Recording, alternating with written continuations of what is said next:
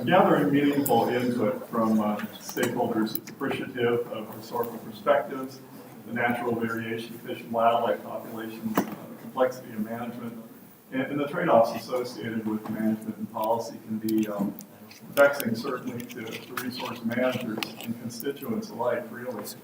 And you might think this is easier during a time of fish and wildlife abundance as opposed to times of scarcity, but I'm not so sure that's true given what I've seen in Ohio over the years. Earlier, Brian provided this figure of Lake Erie. Certainly sees a pattern that all of you are familiar with by now. And the variability in these populations creates very high expectations among anglers. And during these periods, those raise questions about how are the opportunities going to be distributed, and that's followed by a lot of anxiety when things start to go back to more stable, normal conditions. Likewise, when we've seen the restoration of deer populations in Ohio, the last 50 years has been remarkable to watch these changes as the herd has increased. That set very high expectations among deer hunters. And in recent years, when we've had to liberalize regulations to reduce the size of the herd, immediately we hear comments from hunters that there aren't any deer left in Ohio. Obviously, there's a few. So it seems like anglers, hunters, they're most comfortable with these periods of abundance that are more stable and more familiar. And we hear more from them when we have times of instability and low abundance or greater abundance. For example, many fish and wildlife agencies, like the one I work for, were created by the public during a time of very low abundance and when opportunities are greatly reduced due to overexploitation and habitat loss. But really, the heat is also turned up during these periods of high expectations. And as I pointed out with the walleye and deer, these aren't necessarily quiet times when we're working with constituents. I guess folks seem more comfortable with the stability, but these periods of change and the rates of change and uncertainty are difficult for them sometimes to deal with. So what I'm going to talk about today are some public process pitfalls associated with scientific assertions that create some problems, some simple solutions posed by constituents sometimes that create some problems, and then a little bit about Ohio's journey as we work through a better public process, because it clearly is a journey. About 40 years ago, Dr. Robert Lackey presented a keynote address that suggested there are some scientific assertions posed by managers and scientists that create problems in resolving policy issues. One is this idea that science is a silver bullet for resolving these issues. The other is this notion that natural ecosystems are superior to human-altered ones, or what he referred to as more of a normative science, or the values-based preferences of scientists creeping in. And the last piece he identified is this notion that the values of scientists are special. Important to remember in this area of values and stakeholders that so are the values of others as well. So there's some pitfalls here. And when these assertions rear their ugly head, it might be suggested that they could limit exploring options in policies and management and promote the fallacy of right and wrong in these decisions. And in fact, the science itself could become vulnerable to uncertainty and how that uncertainty is communicated and related to management trade-offs and risks. This might be a particularly bad time for these scientific assertions to rear their heads because public trust in government is at an all-time low. And these agencies that we work with or work for, where statutory authority for management of these resources are housed, are government. And so how does this reflect on public employees? The agencies themselves, on scientists. Bad time for those scientific assertions, perhaps, but equally confounding sometimes are simple solutions posed by constituents. So our agencies are most supported by the folks whose predecessors formed them many years ago during the time of scarcity that I referred to. And sometimes we forget how important public interests are and undercommit to public process. I think sometimes we default to the more readily addressed or easily identified areas of jurisdiction and statutory authority, even though policy, regulations, and management happen at the interface of these three. So when things change too fast, when there are opportunities that are in question, when we get user conflicts, the distributional concerns come up, and when management actions or policies aren't communicated well, that leads to problems and a lot of reaction from the public, agency, public interactions, and then sometimes we hear stuff like this. Maybe you guys have heard this. All you have to do is just, and then you fill in the blank. What'll occur if, and then you fill in the blank. Or blank is better than doing nothing. Sometimes I refer to that as the trifecta. But in all fairness, the guys in patches aren't exempt from this either, and this is important to keep in mind. Psychologists refer to this tendency of people to use simplifying rules of thumb to deal with complexity as judgmental heuristics. The idea that there are certain tendencies that lead us to do these things. For example, the similarity of one thing to another. So if there are several bad year classes of walleye in Lake Erie, well, given that we stock 1,000-acre lakes to maintain walleye fisheries, it might make sense to stock Lake Erie too, right? No, maybe not. So there are a variety of these tendencies that are inclined to lead to these simple solutions. Maybe the wisest man that I ever worked for was fond of saying that for every complex ecological problem, there's a simple solution, and it's wrong. That's the guy on the right-hand side here in the boat. A little less hair today, I guess. Anyway, so the issues here aren't unlike the problems with scientific assertions, where these simple solutions can limit exploring options and decision-making processes. They can promote these notions of right and wrong. They cloud interests with positions, clearly a problem, and ultimately they can compromise the benefits of science, management, and public input. So certainly we don't throw our hands up or resort to prayer. There are things we can do. And at this point, you might expect me to maybe pivot a little and talk about our great successes in Ohio or our brilliant strategies for dealing with public process, but I think it's more genuine to let you know that we're struggling with this and we're trying some things, and it's worth the effort. So I'm going to talk about three things here related to that. One is our comprehensive management system, which is essentially our business model for how we work at the Ohio Division of Wildlife. Some human dimensions surveys that we do that are not unlike what other agencies do to get to better know constituents, and some process experiments that we're trying. So our comprehensive management system is essentially a cycle of business that we use to communicate with U.S. Fish and Wildlife Service in the spending and use of our federal agencies that they apportion and administer. We're one of 5 states in the country that uses this approach. I'm not going to step through each of these parts, but what I do want to do is point out the very important aspects of the planning process. We have this 3-tiered planning process associated with the CMS, where we have a strategic plan that is, believe it or not, 20 years in length, because it's essentially a visioning document that you can read in 5 minutes. We can give it to constituents, a legislator, members of sister agencies, and they can quickly find out who we are, where we want to go, and how we plan to get there. That steps down to 5 to 10-year tactical plans that have the details. They identify specific outcomes that we're seeking. They provide objectives that support those and problems and strategies similar to other plans. And all those are supported by 1-year operational plans that have detailed narratives and budgets and things like that.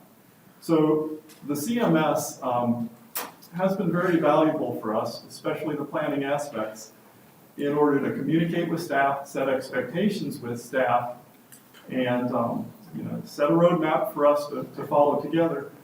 But also it acts as a pretty effective shield, a shield from simple solutions sometimes.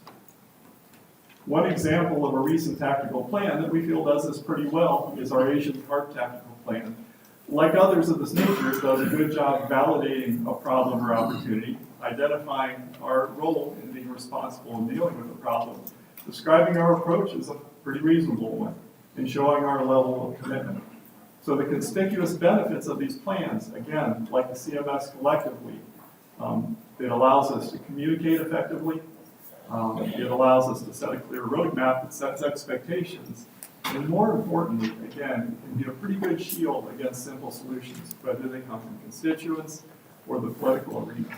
It's been helpful. The human dimension surveys we do are augmented by field surveys, and those are augmented by online surveys. And I don't want to talk too much about these other than to let you know that our vision for using these is to try and establish long-term data sets for being able to understand changes through time in constituents, attitudes, opinions, and beliefs and participation rates. So looking for the point in time information for sure, but hoping we can build long-term data sets from these. That still doesn't get us to the point where we have a lot of dialogue that lets us drill down a little bit and better understand interests by interacting with constituents. So we keep looking for better ways to do this and do it without abandoning traditional approaches that we've taken, such as attending sportsmen's club meetings or their banquets and having open houses where we present rules changes and things like that. One of the things that we've tried that we feel has been effective, and we've ramped these up quite a bit, particularly in the last 5 years, is the use of angler-hunter summits. These are one-day meetings that are essentially issue-driven. They provide wonderful opportunities for our staff to educate. But they're also good forums for participants to share opposing views among yourselves. And you heard about the value of that a moment ago. So very helpful in that regard. The way we structure these is we have opportunities before the meeting, during breaks, at lunch, and after the meetings for a lot of one-on-one time with our staff and constituents. In years past, we might be worried about how many green shirts our guys were attending these meetings. Now we load them up because people do want to have that time apart with their guy with the green shirt. We think this is helpful. It's also helpful to some extent to be talking to an avid minority here because we know they have a clear stake when they attend. There are some disadvantages here though. Unless an issue is really hot, there tends to be participation fatigue. So we're well aware of that. These aren't the greatest places to explore real details of complex problems. So that piece is rather missing. And just as it's an advantage to meet with an avid minority, it's also a disadvantage to do that. For example, in Ohio, only 13% of resident anglers buy a fishing license every single year. Well, I'm sure you imagine we're meeting with the 13%ers when we hold these kind of meetings. So there are a lot of folks that aren't at the table that we should be trying to incorporate in decision making. Something that's relatively new to us, although not completely, is the use of structured decision making. And I know you're going to have more discussion even about this here, but it's a facilitated stakeholder-based process that you heard about earlier when you heard about the LEPMAG story. Our approach to do a better job dealing with the more complex problems and helping stakeholders understand trade-offs in decision making, and basically based on the idea that the best decisions are based on in-depth understandings of what's important and what happens when you choose different alternatives. So the LEPMAG process, again, discussed earlier, so we don't need to step through that too much. But you guys gathered that this made a good impression on Ohio because now we're interested in doing something of the same ilk, and we plan to apply it to the management of white-tailed deer. Our story is an interesting one, like a lot of states. In 1904, we were extirpated from Ohio. After fits and starts, the last 50 years, the herd's grown tremendously, and in 2015, Ohio was identified as the 4th best destination for deer hunting overall in the United States, and the 2nd best for trophy bucks that are harvested. Not bad, but a lot of high expectations too. So add to the mix that more than 90% of our land in Ohio is privately owned, and there are people with different views. In 2017, this year, the Ohio Farm Bureau sent out its policy statements, and they weren't unlike the ones that we've seen before, where they would like to encourage the legislature to reduce the deer population in Ohio statewide to less than 250,000 animals. Keeping in mind that current harvest is about 200,000 each year. So clearly some different views. So as you might expect, production landowners like to see fewer deer on the landscape. Hunters oftentimes like to see more deer on the landscape. And part of the trick to managing these critters is finding a range within which you can use proper regulation tools and strategies to stabilize and keep the populations within those ranges. What's important here, though, is that farmers need hunters, because if they want fewer deer, the only way to have that happen in Ohio is through deer hunting. So they have to provide opportunities. By contrast, hunters need farmers as well, because the hunting, a lot of it's happening on private lands, and because these private lands are where the habitats are. So these two groups clearly need each other, but have somewhat differing views. So what we're going to try and do with our structured decision-making process is harmonize our 10-year framework for managing deer populations with stakeholder interests. That'll be a key part. We'll use this to gather input for opportunity preferences and how those are determined. I'm not necessarily asking them to identify specifically what seasons or implements might look like, but what would be a fair process to gather information to do that. And then we will talk in detail about trade-offs associated with using a variety of management tools, ones that our biologists need to get the job done. Our process begins in May. We're planning, at least initially, to have 5 meetings. We have 19 stakeholder groups represented. And our staff will not be among the stakeholder groups. We'll actually be resources outside of that circle. So we're called on, we can respond, but the discussions stay within the stakeholders. Our facilitators from Ohio State University, and over a year from now, we'll see how it went, do an evaluation, and see if this is a tool that we can use for other issues as well. So why this structured decision-making process? Well, because of the success we had seen in wet mag, thinking there might be some value in doing this. Because, as I indicated a moment ago, farmers and hunters need one another, and they need to be talking. Because there are significant differences among other stakeholders as well. Gun hunters, bow hunters might have different views, or where you hunt in the state gives you a different perspective. Because the things we can do manage here all involve options that have trade-off and uncertainty associated with them.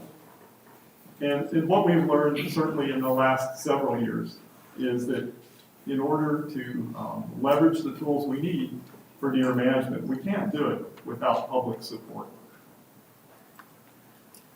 So the SDM process is what we plan to move forward with in trying to stabilize the herd, simplify, if we can, our regulations, and do that hand in hand with stakeholders. So as we think about this, it certainly is of value, I think, to reflect on the purpose of science and its value, and also the scientific assertions that Dr. Lackey cautions us of. It's not bad to remember the origins of our agencies and who we serve, the people that created us, and to do a better job being tolerant of simple solutions, but also helping drill down to what the real interests are. And then to continue our commitment to process and process experiments, all of which is, I believe, valuable. And I think we've got a pretty strong sense that better public process has to happen to capitalize on science and management. And if we don't engage the public, it's pretty clear that someone else will. Thank you for your time.